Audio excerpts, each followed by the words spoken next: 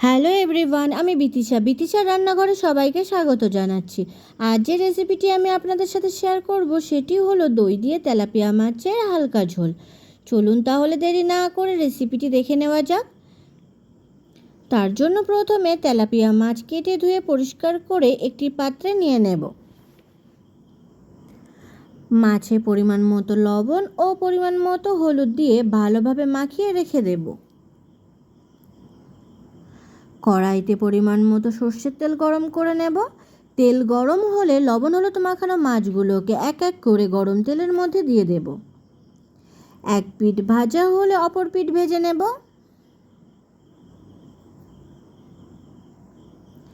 দুই পিঠ ভালোভাবে ভেজে নেব। দুই পিঠ ভালোভাবে ভাজা হলে ভাজা মাছগুলোকে এক এক করে তুলে নেব। এরপর গরম তেলে বাকি মাছগুলোকেও এক এক করে দিয়ে দেব। এক পিঠ ভাজা হলে অপর পিঠ ভেজে নেব। মাছ ভাজা হয়ে গেছে, ভাজা মাছগুলোকে তুলে নেব। মাছ ভাজা তেলেই দিয়ে দেব কালো জিরে ফোড়ন। ফোড়ন ভাজা হলে দিয়ে দেব পেঁয়াজ কুচি।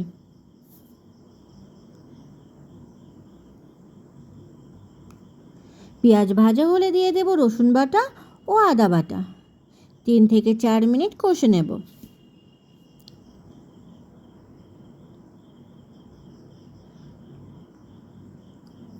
আদা রসুনের কাঁচা গন্ধ চলে গেলে দিয়ে দেব কয়েকটা চেরা কাঁচা লঙ্কা। লঙ্কা ভাজা হয়ে গেলে দিয়ে দেব টমেটো কুচি।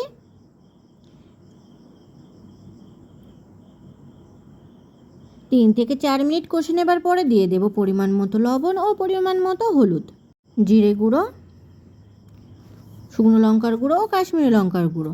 গুঁড়ো মশলা ভালোভাবে মশলার সাথে মিশিয়ে নেব।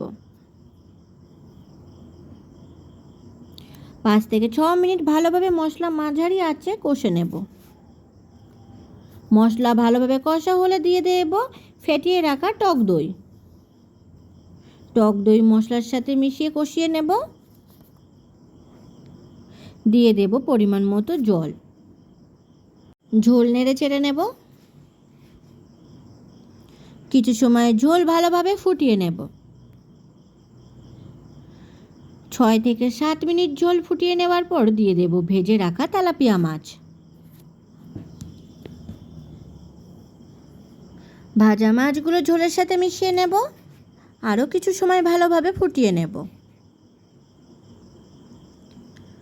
মাঝে মাঝে ঝোল নেড়ে চেড়ে নেব।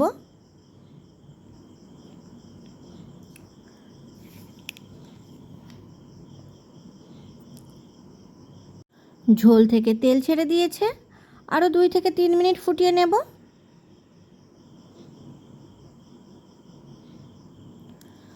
তৈরি হয়ে গেছে দই দিয়ে তেলাপিয়া মাছের হালকা ঝোল। ভিডিওটি কেমন হয়েছে অবশ্যই কমেন্ট করে জানাবেন। আর ভিডিওটি যদি আপনাদের ভালো লেগে থাকে তাহলে আমার চ্যানেলটিকে সাবস্ক্রাইব করতে একদম ভুলবেন না। ধন্যবাদ।